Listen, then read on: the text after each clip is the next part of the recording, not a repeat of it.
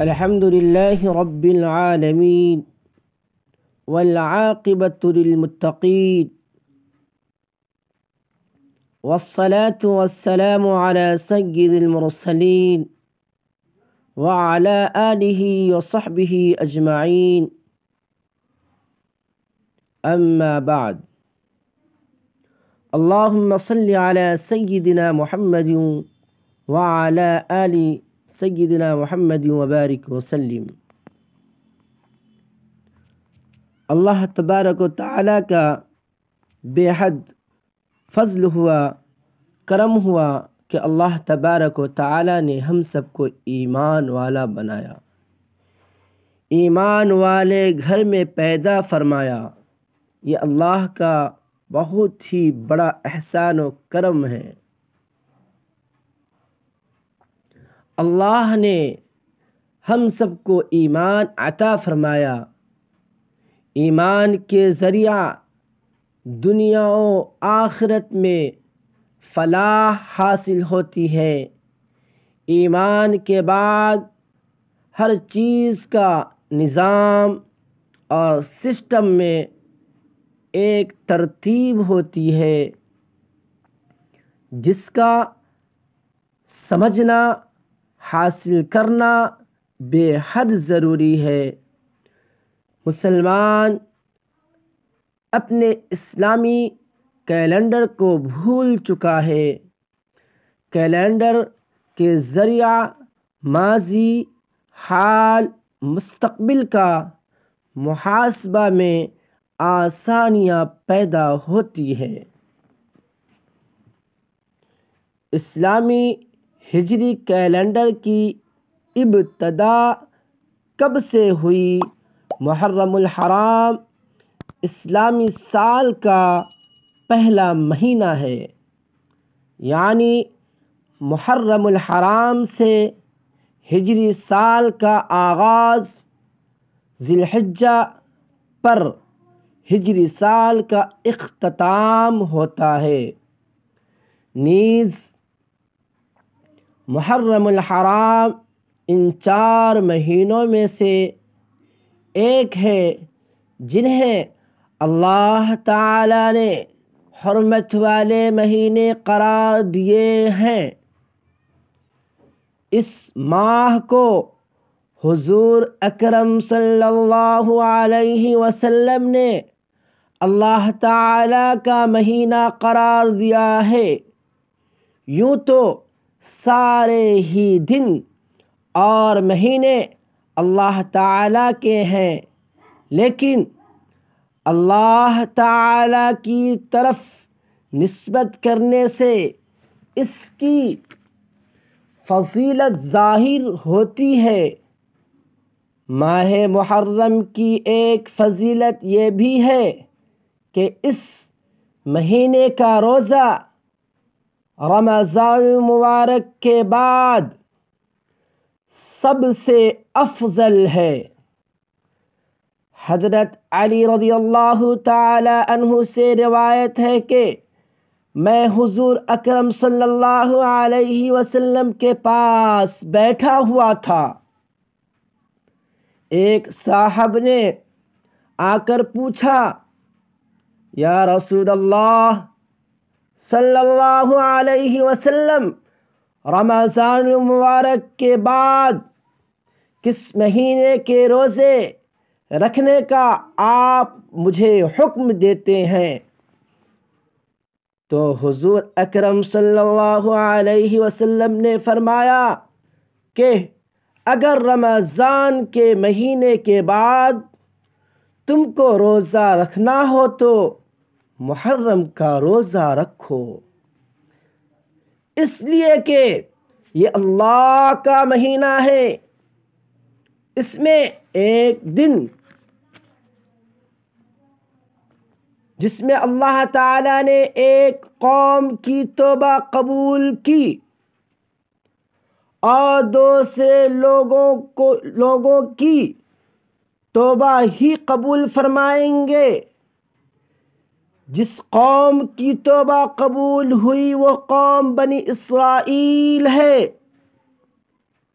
جیسا کہ اس حدیث میں ہے کہ عاشورہ کے دن اللہ تعالیٰ نے حضرت موسیٰ علیہ السلام اور بنی اسرائیل کو فرعون اور اس کے لشکر سے نجات دی تھی۔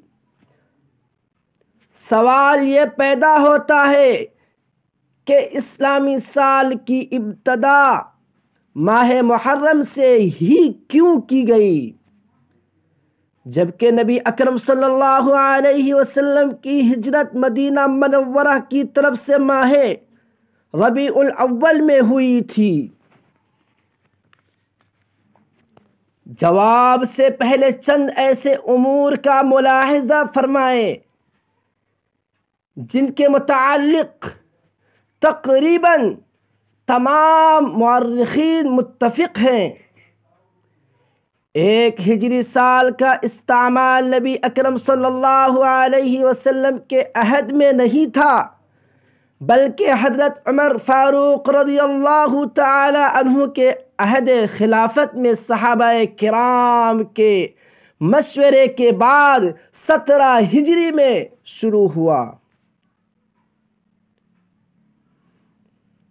2 ہجری سال کے کیلنڈر کا افتتاح اگرچہ حضرت عمر فاروق رضی اللہ تعالی عنہ کے زمانے میں ہوا تھا، مگر تمام مہینوں کے نام اور ان کی ترتیب نہ صرف نبی اکرم صلی اللہ علیہ وسلم کے زمانہ بلکہ عرصہ دراز سے چلی آ رہی تھی، اور ان 12 مہینوں میں سے حرمت والے 4 مہینوں ذوالقعدہ، ذوالحجہ، محرم الحرام اور رجب المرجب کی تحدید کی بھی زمانہ قدیم سے چلی آ رہی تھی۔ اللہ تعالی اپنے پاک کلام میں ارشاد فرماتا ہے، مہینوں کی گنتی اللہ کے نزدیک کتاب اللہ میں 12 کی ہیں، اسی دن سے جب سے آسمانوں زمینوں کو اس نے پیدا کیا ہے، ان میں 4 مہینے حرمت والے ہیں۔ اسلامی کیلنڈر ہجری کی افتتاح سے قبل عربوں میں مختلف واقعات سے سال کو موسوم کیا جاتا تھا، جس کی وجہ سے عربوں میں مختلف کیلنڈر رائج تھے، اور ہر کیلنڈر کی ابتدا محرم الحرام سے ہی ہوئی تھی۔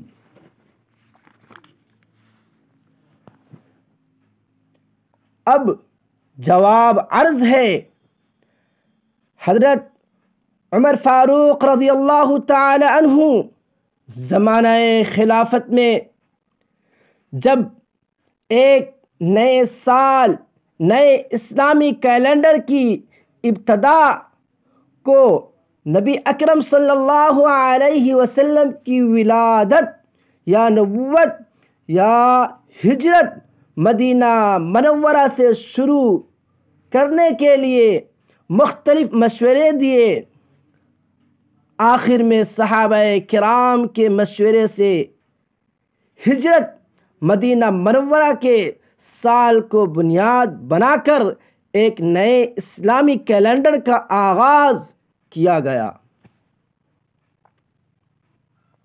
یعنی ہجرت مدینہ منورہ سے پہلے تمام سالوں کو 0 کر دیا گیا، اور ہجرت مدینہ منورہ کے سال کو پہلا سال تسلیم کر لیا گیا۔ رہی مہینوں کی ترتیب تو اس کو عربوں میں رائج مختلف کیلنڈر کے مطابق رکھی گئی، یعنی محرم الحرام سے سال کی ابتدا۔ غرض یہ ہے کہ عربوں میں محرم الحرام کا مہینہ قدیم زمانے سے سال کا پہلا ہی مہینہ رہتا تھا لہذا اسلامی سال کو شروع کرتے وقت اس کو کوئی تبدیلی نہیں کی گئی۔ اس طرح ہجرت مدینہ منورہ سے نیا اسلامی کیلنڈر کو شروع ہو گیا، مگر مہینوں کی ترتیب میں کوئی تبدیلی نہیں کی گئی۔ سورج کے نظام سے عیسوی کیلنڈر میں 365 یا 366 دن ہوتے ہیں۔ 365 یا 366 دن ہوتے ہیں، جبکہ ہجری کیلنڈر میں 354 دن 354 دن ہوتے ہیں۔ ہر کیلنڈر میں 12 ہی مہینے ہوتے ہیں۔ ہجری کیلنڈر میں مہینہ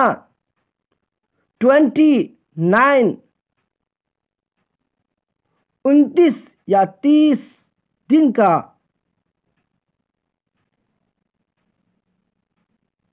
ہوتا ہے 29 یا 30 دن کا ہوتا ہے، جبکہ عیسوی کیلنڈر میں 7 مہینے 31 دن کے 4 ماہ 30 دن اور 1 ماہ 28 یا 29 دن کا ہوتا ہے۔ سورج اور چاند دونوں کا نظام اللہ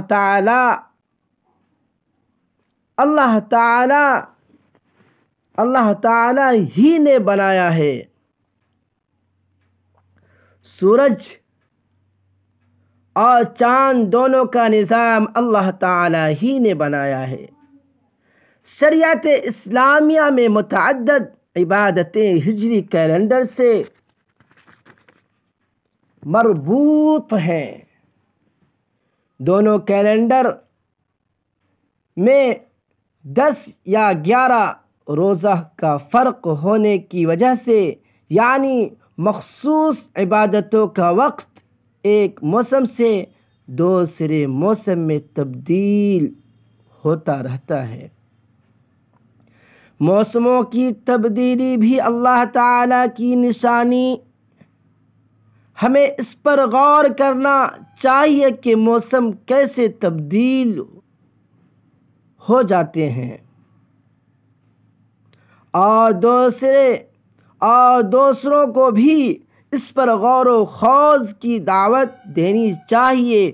ظاہر ہے کہ یہ صرف اور صرف اللہ تعالیٰ کا حکم ہے، جس نے متعدد موسم بنائے اور ہر موسم میں موسم کے اعتبار سے متعدد چیزیں بنائیں، جیسا کہ فرمان الہی ہے، بے شک آسمانوں اور زمین کی تخلیق میں اور رات دن کے باری باری آنے جانے میں ان عقل والوں کی بڑی نشانیاں ہیں جو اٹھتے بیٹھتے اور لیٹتے ہوئے ہر حال میں اللہ کو یاد کرتے ہیں اور آسمانوں اور زمین کی تخلیق پر غور کرتے ہیں اور انہیں دیکھ کر بول اٹھتے ہیں کہ اے ہمارے پروردگار، آپ نے یہ سب کچھ بے مقصد پیدا نہیں کیا۔ آپ اپنے فضول کام سے پاک ہیں، بس دوزخ کی عذاب سے بچا لیجیے۔ ہم نئے ہجری سال کی آمد پر عزم مصمم کریں کہ زندگی جتنی ایام باقی بچے ہیں انشاءاللہ اپنے مولا کو راضی رکھنے کی ہر ممکن کوشش کریں گے۔ ابھی ہم بقید حیات ہیں اور موت کا فرشتہ ہماری جان نکالنے کے لیے کب آ جائے معلوم نہیں۔ حضور اکرم صلی اللہ علیہ وسلم نے ارشاد فرمایا، 5 امور سے فائدہ اٹھایا جائے۔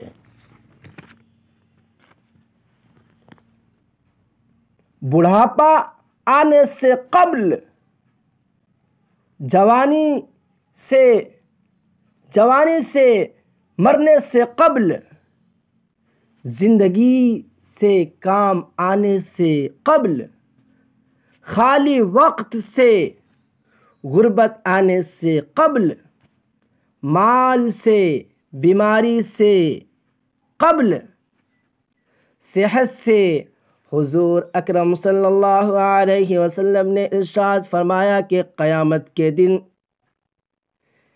کسی انسان کا قدم اللہ تعالیٰ کے سامنے سے ہٹ نہیں سکتا یہاں تک کہ وہ مذکورہ سوال کا جواب دے دے۔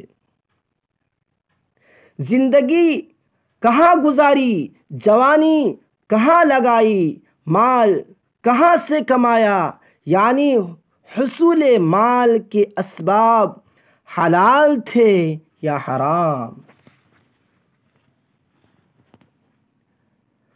مال کہاں خرچ کیا، یعنی مال سے متعلق اللہ اور بندوں کے حقوق ادا کیے یا نہیں، علم پر کتنا عمل کیا۔ میرے عزیز بھائیوں، ہمیں اپنی زندگی کا محاسبہ اپنے خالق و مالک و رازق کو دینا ہے، جو ہماری شہ رگ سے بھی زیادہ قریب ہے، جو پوری کائنات کا پیدا کرنے والا اور پوری دنیا کے نظام کو تنے تنہا چلا رہا ہے۔ ہمیں گزشتہ 354 دن کے چند اچھے دن اور کچھ تکلیف دہ لمحات یاد رہ گئے ہیں، باقی ہم نے 354 دن اس طرح بھلا دیے کہ کچھ ہوا ہی نہیں، غرض کہ ہماری قیمتی زندگی کے 54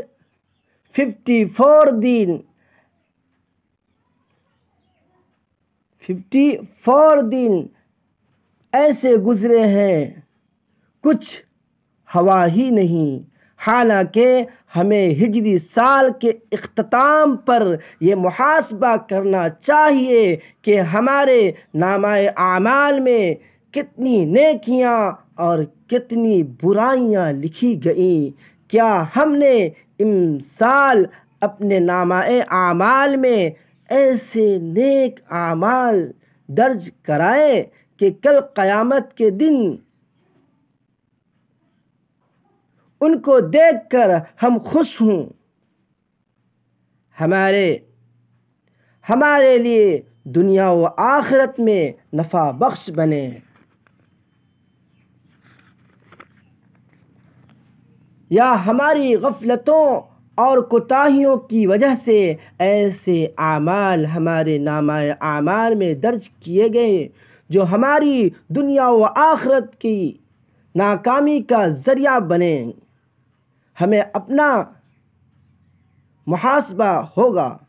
محاسبہ کرنا ہوگا کہ امسال اللہ کی اطاعت میں بڑھوتری ہوئی یا کمی آئی، ہماری نمازیں، روزے اور صدقات وغیرہ صحیح طریقہ سے ادا ہوئے یا نہیں، ہماری نمازیں خشوع و خضوع کے ساتھ ادا ہوئی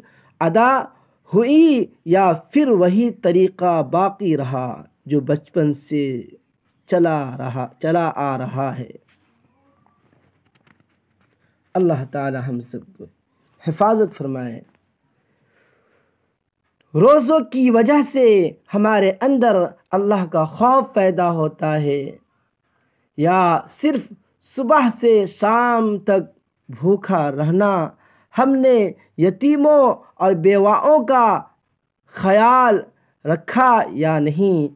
ہمارے معاملات میں تبدیلی آئی یا نہیں؟ ہمارے اخلاق نبی اکرم صلی اللہ علیہ وسلم کے اخلاق کا نمونہ بنے یا نہیں؟ جو علم ہم نے حاصل کیا تھا وہ دوسروں کو پہنچا یا نہیں؟ ہم نے اپنے بچوں کی ہمیشہ کی زندگی میں کامیابی کے لیے کچھ اقدامات بھی کیے؟ صرف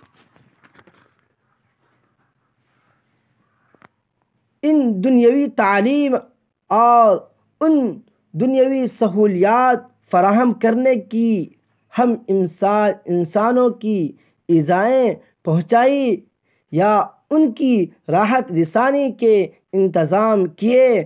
ہم یتیموں اور بیواؤں کی مدد بھی کی یا صرف تماشا دیکھتے رہے؟ ہم نے قرآن کریم کے ہمارے اوپر جو حقوق ہیں وہ ادا بھی کیے یا نہیں؟ ہم نے اللہ اور اس کے رسول کی اطاعت کی یا نافرمانی؟ ہمارے پڑوسی ہماری تکلیفوں سے محفوظ رہیں یا نہیں؟ ہم نے والدین، پڑوسی، رشتہ داروں کے حقوق ادا کیے یا نہیں؟ اللہ ہم سب کو ان باتوں کو سمجھنے اور عمل کی توفیق عطا فرمائے۔ وآخر دعوانا ان الحمد للہ رب العالمین۔